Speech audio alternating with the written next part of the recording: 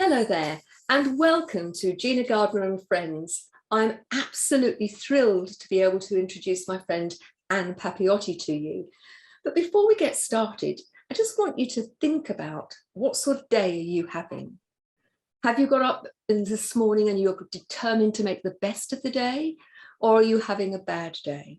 Because whatever's going on, it's your choice whether you make the rest of your day a good day or not. And I'm hopeful that my conversation with Anne is going to help you turn this day into a great day.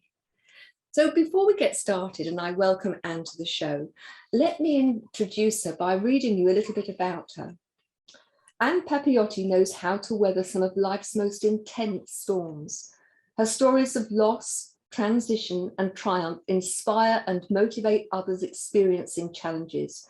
As an author, coach, educator and speaker, Anne is dedicated to helping people untangle from their past, heal their hearts and recover their true nature.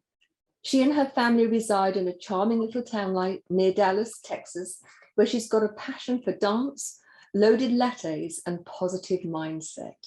And Anne's become a great friend. So Anne, welcome to the show. Thank you, Gina. I'm so happy to be here with you. It's a real pleasure to have you.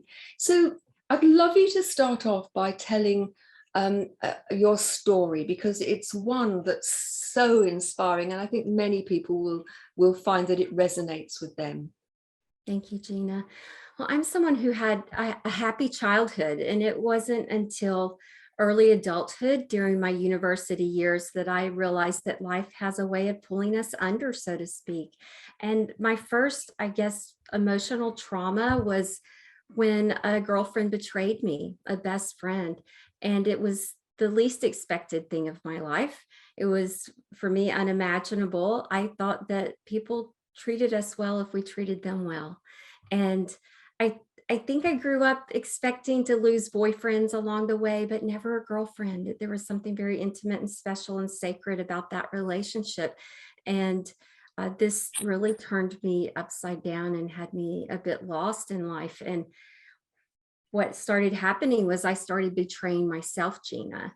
I lost my way at school, and I had been one of these people who was a high achiever, and I thrived in structure, and suddenly my life seemed chaotic and literally a bit lost at sea. And I kind of found myself thrashing in the water, so to speak. And I started failing academically, socially, withdrawing, over drinking, overeating, underperforming, underachieving, a lot of under behaviors I recognized later that sort of took over my life and pulled me out of what I was used to doing. And as I realized that this betrayal had happened in my life, that had happened and was done, I was the one that continued to betray myself. And from that place, as I sort of picked myself up and kind of started masking behind, okay, I got through college, I got the job, I moved on, or it appeared I wasn't healed. And I started making decisions from a place of truly not being healed and not being whole. And it led me to a relationship that wasn't healthy, because I was looking for someone to fill me up with those words that saying that you were worthy and you were good enough and you were all those things. And that should not have happened to you. And instead of having said those things to myself, I looked for the person to complete me. And that turned out to be, unfortunately, a narcissistic relationship. So if any listeners are listening to me right now, I want them to recognize that narcissistic abuse syndrome is a real thing.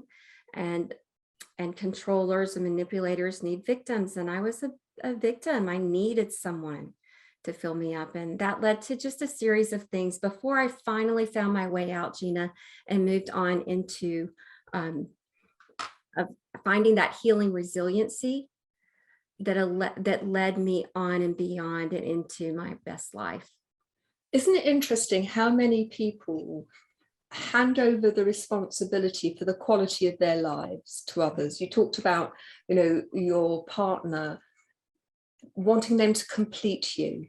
Yes. And I found, working with so many people, that when people experience challenges such as being let down by a close friend, how often it wounds them rather than recognizing that it's much likely to be much more about the other person than it is about them. And it has an impact on self-confidence. That then has an impact on how you treat yourself, and the whole thing spirals. And then, of course, once you are vulnerable in that particular way, in a victim way, then there are predators out there of a whole range, aren't there, who capitalize on that, because they're not going to go for someone who's feeling strong and confident, are they? That's right. Absolutely. And when I look back at my life and when I was strong and confident, I had very clear boundaries.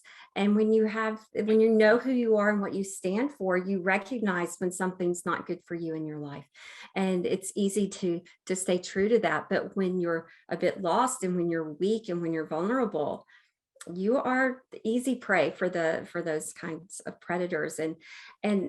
And yes, I look back and I realized that I made it about me. I asked those questions. I became so self-doubting. Was I not a good enough friend? What was it about me?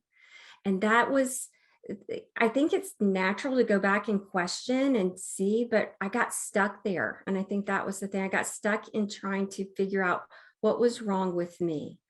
And the lesson I learned, Gina, was that anything anyone says or does is about them. It's coming from their space and place in this world, whether it's insecurity or fear or need or lack or want, whatever it was, that choice she made was coming from her place.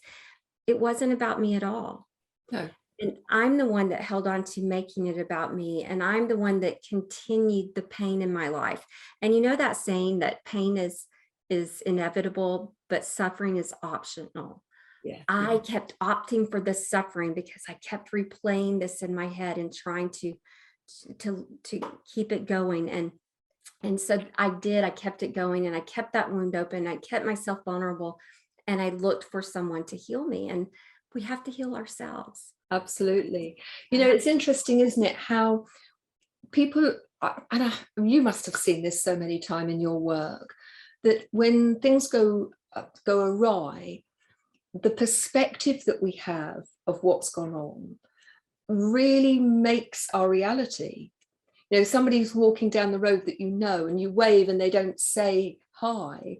How often do people assume that they're, what's the matter with them? How dare they? They're ignoring me, rather than perhaps considering, is there something wrong, or just it's a busy day and they've got their to-do list in their head and they're not focusing on anything other than the next thing that they've got to do.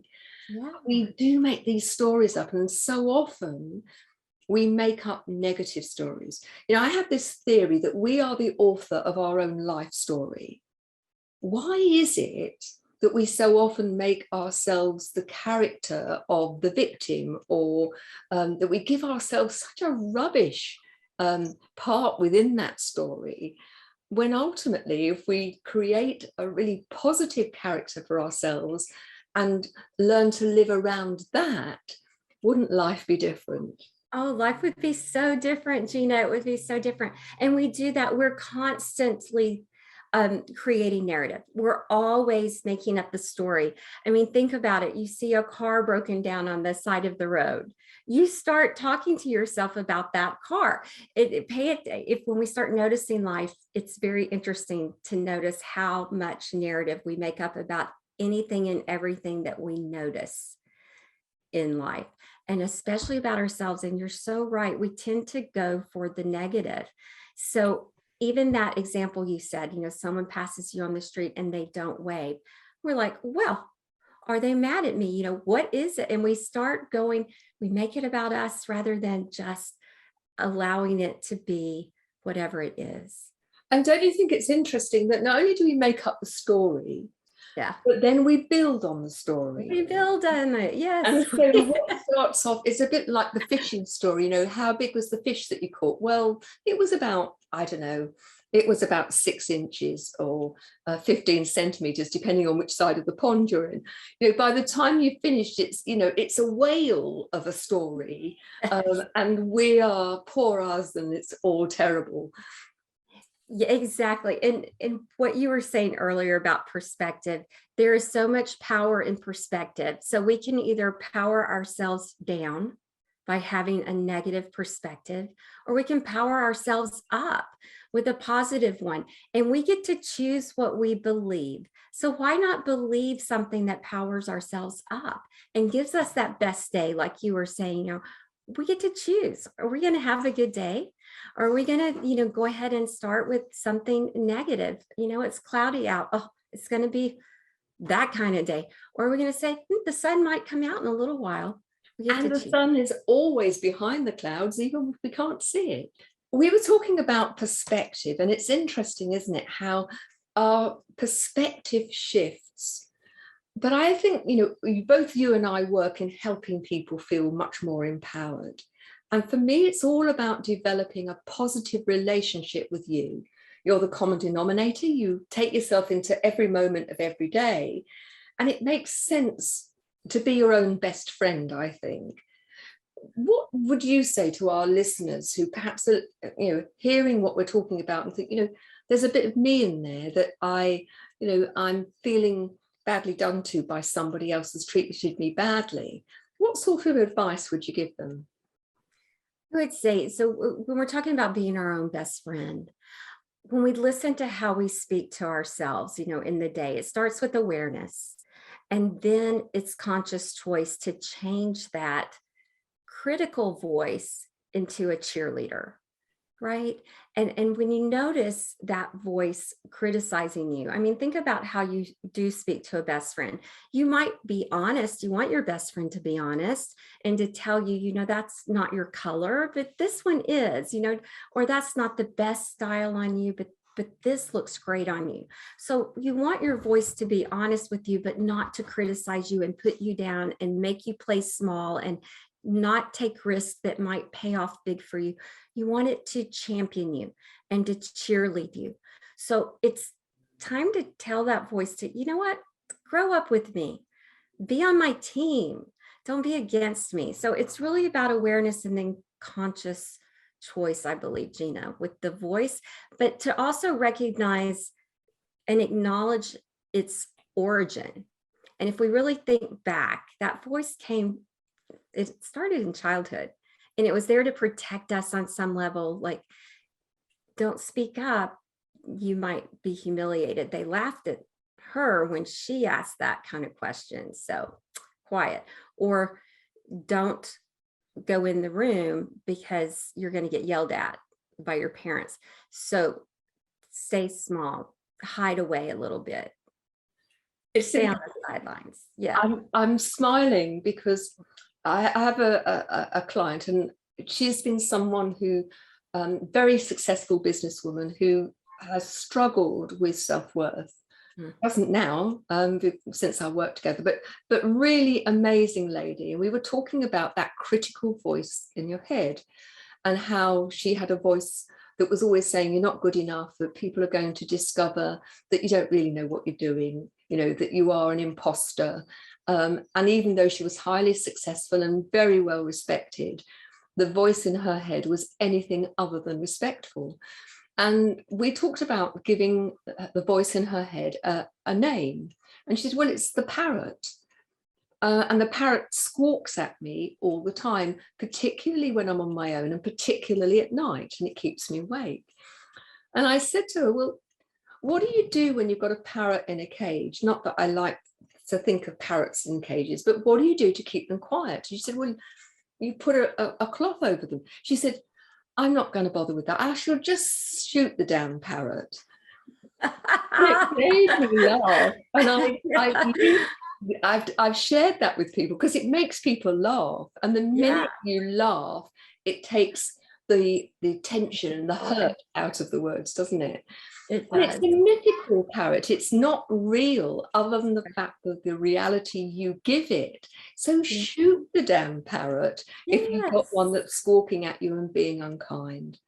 That's right. And I love that story, Gina. That's great that she just wanted to not even cover it, just shoot it. And I remember there's a book about Tame the Gremlin out there, and I remember using the gremlin as an analogy or a metaphor for our inner critic, that voice. And for people who remember the movie Gremlins, if you remember, it starts as a cute little soft gizmo. He's very cute and he's sort of the pet of the young man.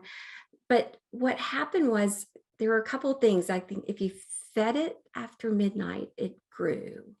And if you watered it, it multiplied and they became scary creatures. And it was just out of control and all of these things. And so, when you think about it, what we feed and water multiplies, grows, gets bigger and bigger and bigger. But if you brought it into the sunlight, out into the light, it withered away and died. And so that's what we do with these things. Bring it out to the light, confront it and say, no, I will not listen to you anymore. I'm a big girl. I'm going to take a chance. I am worthy, and all those positive I am statements, because our neural pathways grow with what we feed and water. And if we're going to think and believe I'm not worthy, I'm an imposter, I'm this, all of this, we're feeding and watering those neural pathways to support that. But if we don't feed and water them, and like our last conversation, Gina, you were watering your neighbor's plants. I believe if you failed to do that for her, they would have withered away and died while she was on vacation. What we feed and water grows and flourishes. So feed and water the I am worthy. I am good enough. I am whatever you need to fill in the blank with the I am, to encourage yourself to be to show up in the best way. I am confident, I am strong, all of those words. It's great advice. I can't believe how quickly the time's going, Anne, and we've just got a few minutes left in the show. And this business of people treating themselves well is such an important lesson. What I teach my clients is to think about how they treat a really valued best friend. Mm-hmm. And to then start to treat themselves as if they were their own best friend, no better or no worse. Right. And that be the measure. And if you imagine the scales of justice, how you treat yourself on one pan and how you treat other people on the other, and they should be the same and hopefully very positive.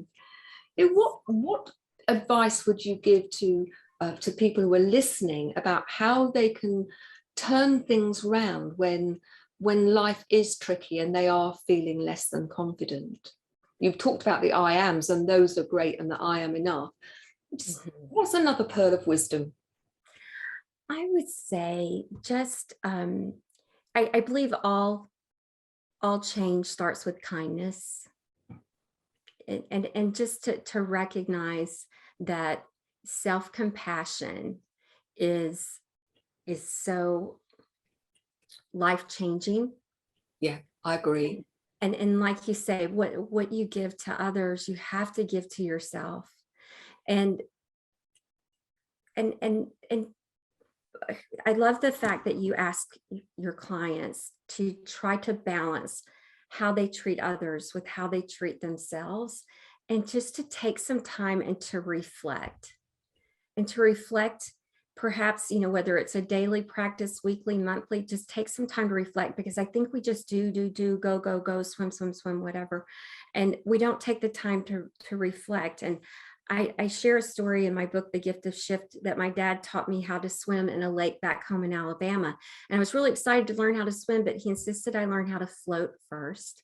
And I realized later how important that lesson was to life, as well as to my work. And that is to stop and reflect and to reconnect to our breath and to our heartbeat, which we can hear when our ears are underwater. And we get that perspective of the sky above us, and to slow down, reconnect to the truth of who we are at the core.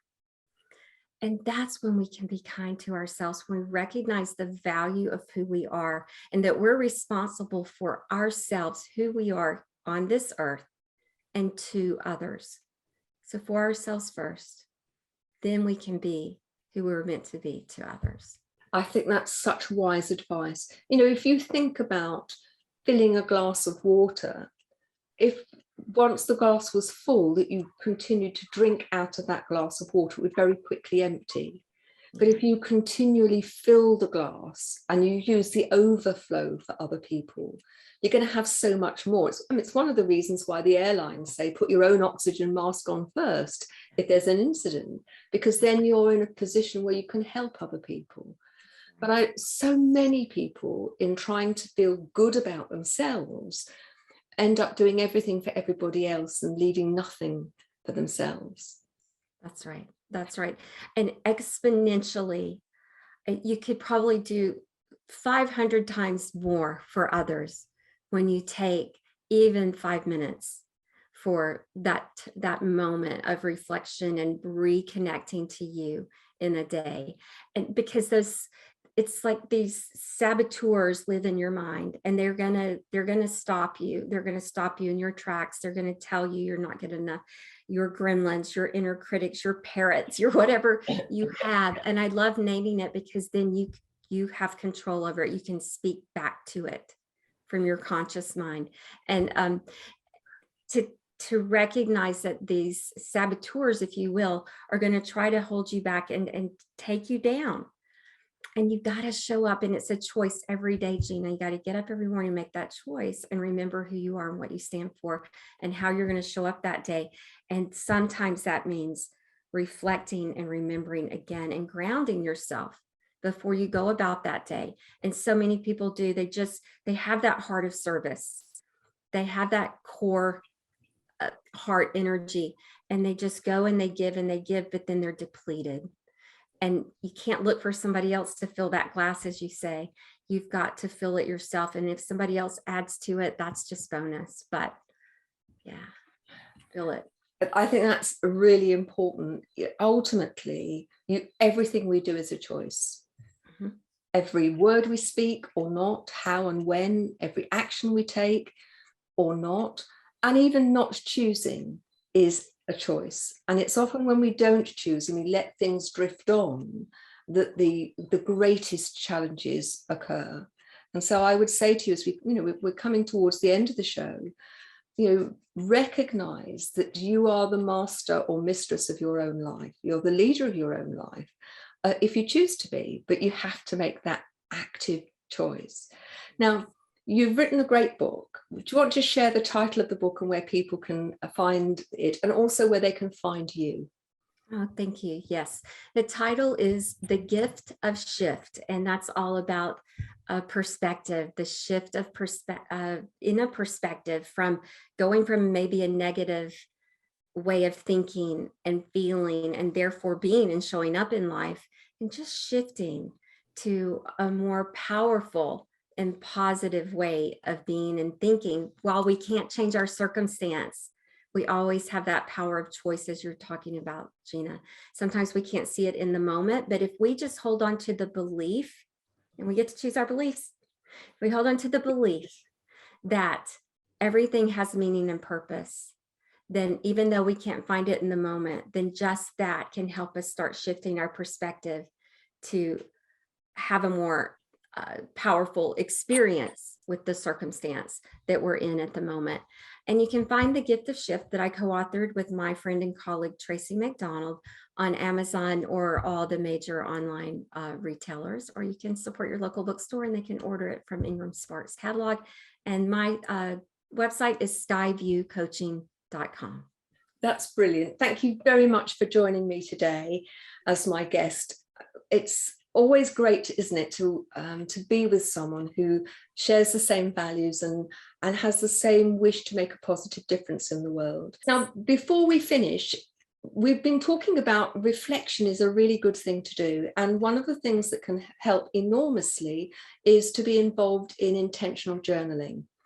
And I've created a whole range of intentional journals, some of which are focused on leadership, some for empaths, some on daily living.